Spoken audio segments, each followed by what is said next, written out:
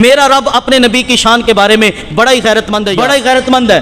وہ ایک مرزا جہنمی جو نبی پاک صلی اللہ علیہ وآلہ وسلم کے لیے اس نے وہ لفظ بولا، لیکن دیکھو اللہ کتنا غیرت مند ہے۔ عیسائیوں نے لکھ کر دیا کہ ہم نبی پاک کو یہ نہیں کہتے، مسلمانوں کی طرف سے فتوے پہنچ گئے جی یہ گستاخ ہے۔ اب بھی ججوں کو سمجھ نہیں آ رہی، اب بھی حکمرانوں کو سمجھ نہیں آ رہی، لیکن اللہ نے دیکھو کیسا ایک رنگ دکھا دیا۔ ہندوستان کے اندر آئی لو محمد کا بینر چھاپا گیا، اس پر FIR کاٹی۔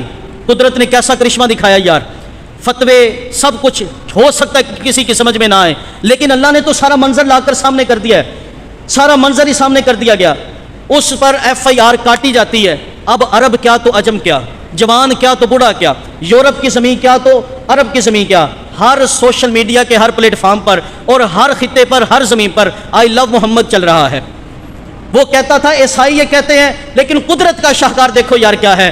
آج ہندوستان کی زمین ہے، ہندو کے ہاتھ میں بھی جو پرچم ہے وہ آئی لو محمد کا ہے۔ آج سکھ کے ہاتھ میں بھی جو بینر ہے وہ آئی لو محمد کا ہے۔ آج انگریز کے ہاتھ میں بھی جو اشتہار پکڑا ہے وہ آئی لو محمد کا ہے۔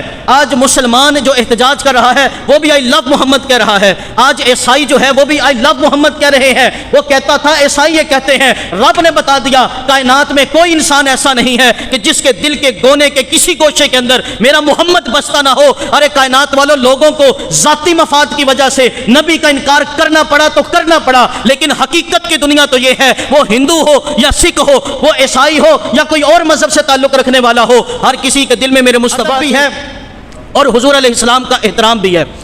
حضور کا احترام بھی ہے۔ جب بھی بات کرو سنبھل کے بات کرو، حضور کی نعت پڑھو سنبھل کے پڑھو، حضور کے بارے میں لکھو سنبھل کے۔ کہتے ہیں اے اہل نظر دیکھ مگر دیکھ ادب سے، اے اہل نظر دیکھ مگر دیکھ ادب سے، یار کا جلوہ ہے تماشا نہیں کوئی۔